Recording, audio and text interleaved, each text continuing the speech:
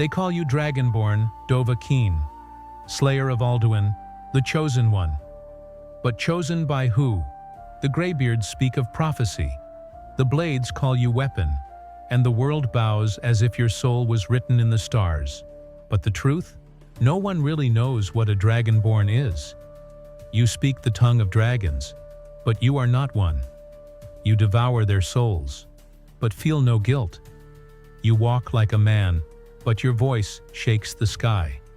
Some say you were chosen by Akatosh himself. Others whisper of older powers, of Lorcan, of destiny broken and reforged. What if your birth wasn't a gift, but a correction? What if the world only creates Dragonborns when it fears it's coming undone?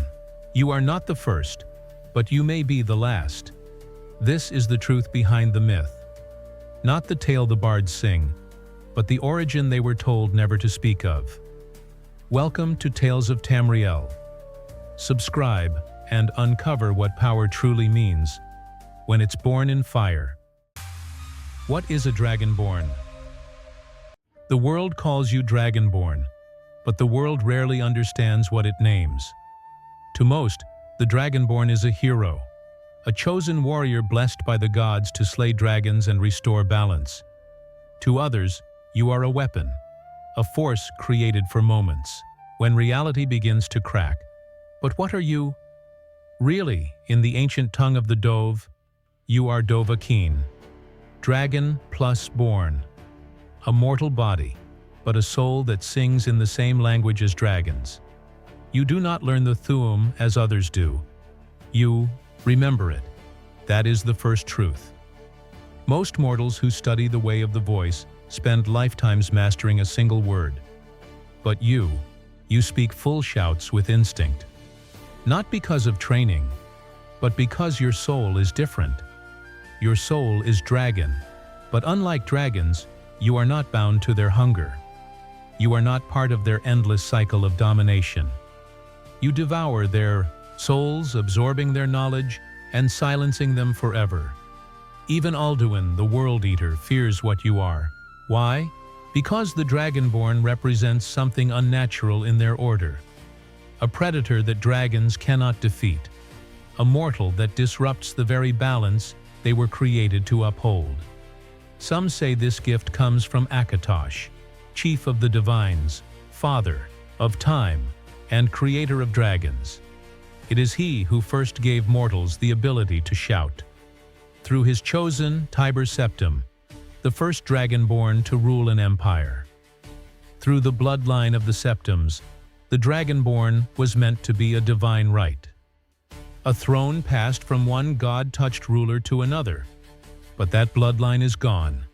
And yet, you were born. You carry no royal seal. You come from no noble house. And yet the Greybeards heard your voice echo from the mountaintops the moment you shouted. So if you are not of royal blood, what chose you? Was it prophecy, or was it something older? The Blades believe you are a weapon, a tool forged to kill Alduin and prevent the end of time. They do not ask who you are, only what you can do.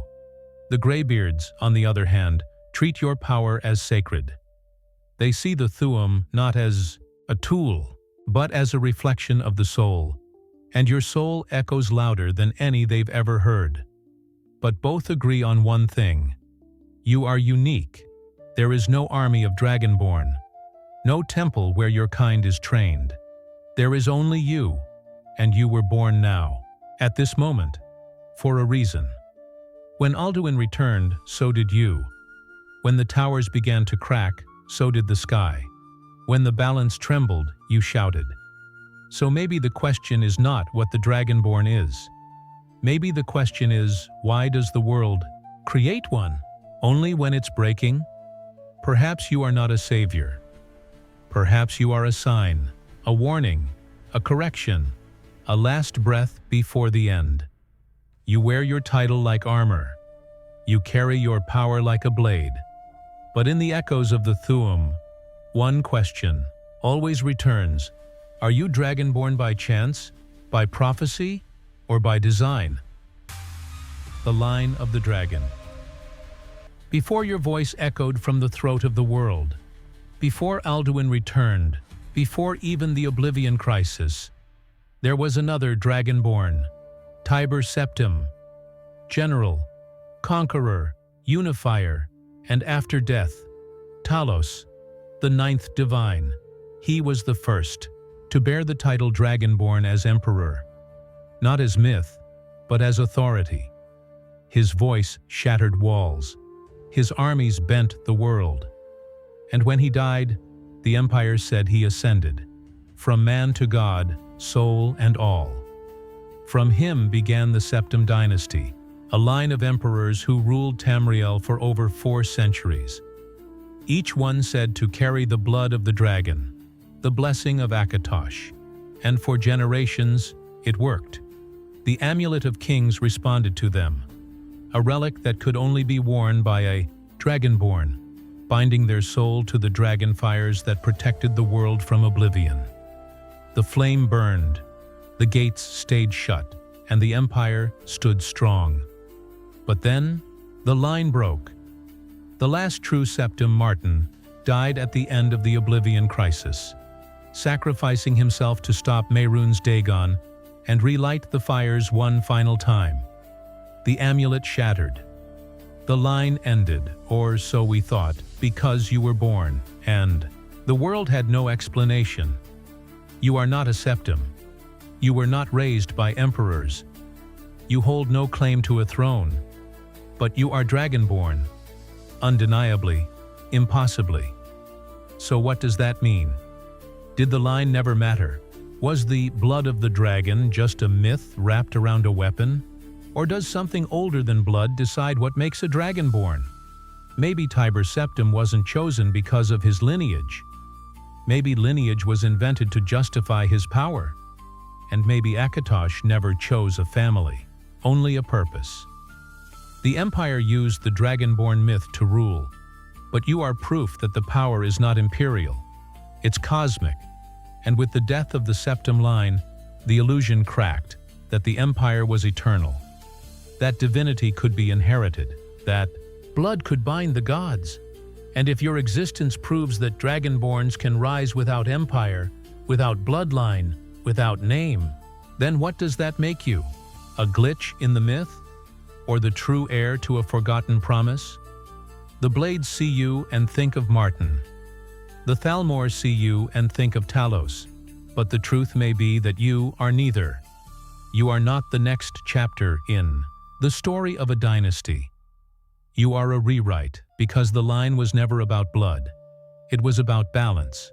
And the moment that balance tipped, when dragons returned, when the towers shook, when faith fractured, the world did what it always does. In moments of collapse, it created a Dragonborn, not to lead, not to rule, but to choose. The prophecy of Alduin's return. Before the Dragonborn came the warning, etched into stone, spoken by monks, hidden in tombs too deep for memory. Alduin would return, the firstborn of Akatosh, the World Eater. The end. The prophecy spoke of a time when dragons would rise again, not as beasts but as harbingers of undoing. And at their head, Alduin, not merely a dragon, but the end of the Kalpa, the cycle of existence itself. You see, in the myths of the Nords, Alduin is not just a destroyer. He is the reset, the being who ends the world so it can begin anew. He is not evil. He is inevitable. But something happened. Alduin was cast forward in time, by the ancient tongues using the Elder Scroll. A paradox, a wound in time. They did not kill him. They only delayed him. And now, he has returned, not to conquer, not to punish, but to fulfill his role. Skyrim is burning. Dragons rule the skies, and mortals whisper that the end has begun. But with Alduin's return came something else.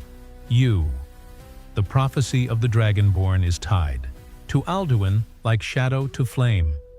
One cannot exist without the other. The Greybeards recognized it the moment you shouted. They summoned you to High Hrothgar, not to train you, but to warn you, because prophecy does not predict the future. In Tamriel, prophecy shapes it, and in this prophecy, only the Dragonborn can stop Alduin, not with swords, but with the Thuum. Why? Because dragons speak the language of creation. Their words shape reality, and the only soul capable of speaking back is one made of the same fire. You are not meant to be a champion. You are meant to be a counterweight. Alduin is the end. You are the refusal. But what if Alduin is not wrong? What if the world truly is broken? The towers weaken. The gods grow silent. The myth frays at the edges. Alduin returns because the world demands rebirth. And you, Dragonborn, may be the one thing keeping that from happening. So the question becomes, are you saving the world, or are you denying its nature? Perhaps that is why so many Dragonborns are forgotten, why their stories end in silence, because the truth is too dangerous to remember. You are not here to slay a monster. You are here to stand against the cycle itself. Alduin calls you enemy, but he also calls you kin. And when the two of you clash, not just in battle but in purpose, the world will decide, does it burn or does it endure? Theories and forgotten truths. The scrolls tell a story. The priests chant a version. But hidden in shadowed corners of Nirn are other truths. Truths too dangerous to write, too powerful to deny. Because the Dragonborn might not be what we think. You are told your power comes from Akatosh, Father of Time, Lord of Order. But Akatosh has many faces, and not all of them speak with light. Some scholars believe that the gift of the Dragonborn is not a blessing, but a response. That when the world begins to unravel, something ancient triggers a counterbalance, not divine, not Daedric, but something in between. The mythopoeic force, the ability of belief to shape reality, is the real ruler of Tamriel. And in that web of belief, there are whispers of Lorcan, the trickster god, the shattered heart of Mundus, the being who gave mortals mortality. Some say Lorcan is dead, others say he is waiting, and a few believe he never left, but simply wears new faces across time. Tiber Septim, Talos, and now, you. If Talos was a mortal who became a god, then perhaps the Dragonborn is not a title. It's a pattern, a role, a repeating myth used to hold the world together, or to tear it apart. And then there's Hermaeus Mora, the Daedric prince of knowledge, of secrets too heavy to hold. He takes special interest in Dragonborns, not for what they are, but for what they might uncover. He offered you power in exchange for forgotten lore. But why? Because the Daedra do not fear mortals. They fear change. And nothing brings change like a Dragonborn. You are a wild variable, a soul that breaks prophecy by fulfilling it, a being that rewrites fate every time you speak. You've absorbed the souls of dragons. You've entered Apocrypha. You've stood before gods and they did not burn you. So who or what are you? There are those who claim you are not even mortal, that your soul is a splinter of something greater, a piece of a larger will, cast into Nirn to reset what is broken. That when towers fall and myths unravel, the world summons a voice loud enough to reforge reality. And when that voice fades, so does the world it saved. This theory terrifies the Thalmor, because if it's true, then the Dragonborn cannot be predicted, cannot be controlled, and worst of all, cannot be erased. The return of Alduin may be the threat on the surface, but the true disruption is you. Because if mortals can become gods, if souls can devour dragons, if a single voice can echo across time, then what happens when the world no longer believes in limits? Mortal, god, or tool? You walk like a mortal. You bleed like a mortal. But the world does not treat you like one. It bows. It fears. It follows. You are Dragonborn. But what does that truly mean? Are you a god in the making? A relic of forgotten prophecy? Or a weapon forged to serve someone else's purpose? The people of Skyrim call you hero. The Blades call you protector. The Greybeards call you chosen. But none of them ask who you are when no one is watching. The truth is, you are all of them, and none. You carry a soul not meant for this world. You speak a language that rewrites the air. You slay beings who were meant to rule time. And yet, you sleep. You eat. You hesitate. This contradiction, this impossible duality, is what makes you powerful. But it also makes you dangerous, because gods do not question their purpose. Weapons do not dream, but you do. Some say you are the reincarnation of Talos.